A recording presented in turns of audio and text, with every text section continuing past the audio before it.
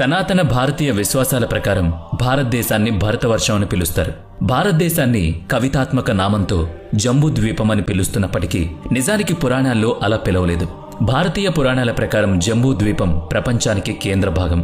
భూమి మీద సప్తద్వీపాల్లో ఇది ఒకటి. జంబువు, ప్లక్షము, కుశము, క్రౌంచము, శాకము, సాల్మలము, పుష్కరము అనేవి సప్తద్వీపాలుగా భారతీయ పురాణేతిహాసాల్లో చెప్పబడ్డాయి. అలాగే మొత్తం ప్రపంచ భూభాగాన్ని 9 భాగాలుగా గుర్తిస్తూ ఆ ఒక్కో భాగాన్ని వర్షం అన్నారు.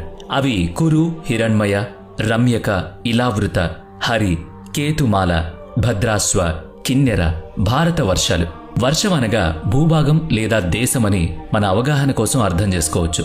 సముద్రానికి ఉత్తరంగా హిమాలయాలకు దక్షిణంగా ఉన్న ప్రదేశం భారత వర్షమని విష్ణు పురాణం నిర్వచించింది. భారతదేశం ఆసియా ఖండంలో ఉంది. ప్రస్తుతం ఆసియా, ఆఫ్రికా, ఉత్తర అమెరికా, దక్షిణ అమెరికా, అంటార్కిటికా, ఐరోపా, ఆస్ట్రేలియాతో భౌగోళికంగా 7 ఖండాలుగా ఉంది మన భూగోళం. మన భారతదేశం ఉన్న ఆసియా ఖండాన్ని శతాబ్దాల క్రితం జంబూద్వీపం అనేవాళ్లు.